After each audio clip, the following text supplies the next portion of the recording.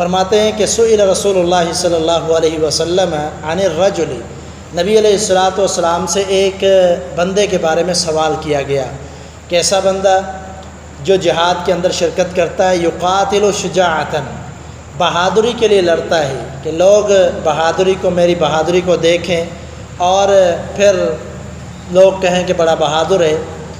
پھر دوسرا کون سا شخص ہے، یقاتل حمیتاً، جو خاندانی غیرت کی وجہ سے لڑتا ہے، اپنے خاندان کی خاطر، اپنی عزت اور غیرت کی خاطر لڑتا ہے، تلوار اٹھاتا ہے، دوسرا یہ شخص ہے۔ اور تیسرا شخص کون سا ہے، وَيُقَاتِلُ، جو لڑائی کرتا ہے ریاءً، ریاکاری کے لیے، دکھلاوے کے لیے۔ تین شخص ہے، آپ یہ بتلائیں کہ ان میں سے کون ہے جو فی سبیل اللہ ہے، جو اللہ کی راہ میں لڑنے والا ہے۔ نحمدہ ونصلی علی رسولہ الکریم، اما بعد، فاعوذ باللہ من الشیطان الرجیم، بسم اللہ الرحمن الرحیم، وما امروا الا لیعبدوا اللہ مخلصین لہ الدین۔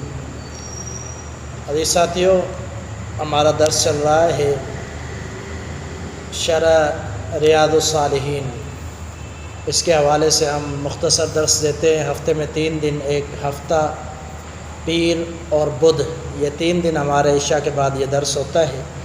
آج ایک حدیث کا اضافہ کرتے ہیں، باب چل رہا ہے اخلاص کے بارے میں، اخلاص نیت کے بارے میں باب چل رہا ہے۔ آج کی جو حدیث ہے وہ سیدنا ابو موسیٰ اشعری رضی اللہ تعالیٰ عنہ سے ہے، اور یہ روایت صحیح مسلم کی روایت ہے، جس کو امام نووی رحمہ اللہ ریاض الصالحین کے اندر ذکر کرتے ہیں۔ اور اس صحابی کا نام ابو موسیٰ، یہ ان کی کنیت تھی، ان کا نام عبداللہ بن قیس تھا۔ اور نبی علیہ الصلوۃ والسلام کی حدیث سے بھی یہ نام ثابت ہے کہ آپ صلی اللہ علیہ وسلم نے ایک دفعہ فرمایا تھا، یا عبداللہ بن قیس، اے عبداللہ بن قیس، کیا میں تمہیں جنت کے خزانوں میں سے ایک خزانہ نہ بتلاؤں؟ تو انہوں نے کہا اللہ کے رسول ضرور سنائے۔ تو آپ صلی اللہ علیہ وسلم نے فرمایا، لا حول ولا قوت الا باللہ، یہ جنت کے خزانوں میں سے ایک خزانہ ہے۔ یہ نبی صلی اللہ علیہ وسلم نے نام لے کر ان سے پوچھا تھا، کیا میں اس جنت کا خزانہ نہ بتلاؤں؟ تو اکثر جو ان کا معروف ہے وہ کنیت ہے، ابو موسیٰ اشعری، کنیت کے ساتھ مشہور ہے۔ تو یہ جو روایت ہے آج کے درس کی، اس کے اندر ایک حدیث ہے، فرماتے ہیں کہ سئل رسول اللہ صلی اللہ علیہ وسلم عن الرجل، نبی علیہ الصلوۃ والسلام سے ایک بندے کے بارے میں سوال کیا گیا، کیسا بندہ جو جہاد کے اندر شرکت کرتا ہے، یقاتل شجاعتاً، بہادری کے لیے لڑتا ہے کہ لوگ بہادری کو، میری بہادری کو دیکھیں اور پھر لوگ کہیں کہ بڑا بہادر ہے۔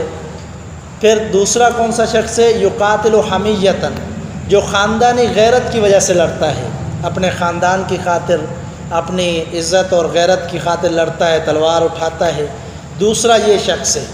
اور تیسرا شخص کون سا ہے، وَيُقَاتِلُ، جو لڑائی کرتا ہے ریاءً، ریاکاری کے لیے، دکھلاوے کے لیے کہ لوگ دیکھیں اور میری تعریف کریں۔ یہ 3 شخص ہیں۔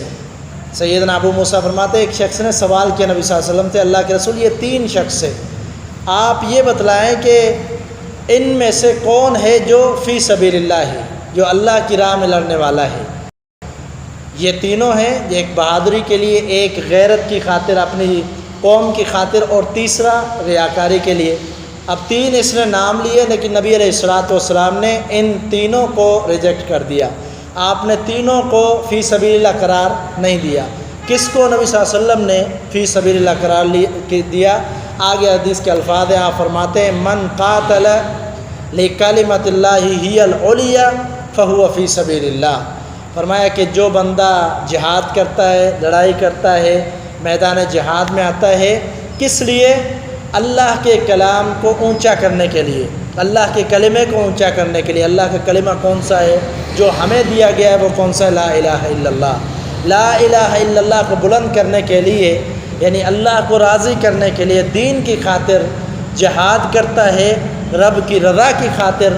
فرمایا کہ فہو فی سبیل اللہ، یہی شخص اللہ کے راستے میں لڑنے والا ہے۔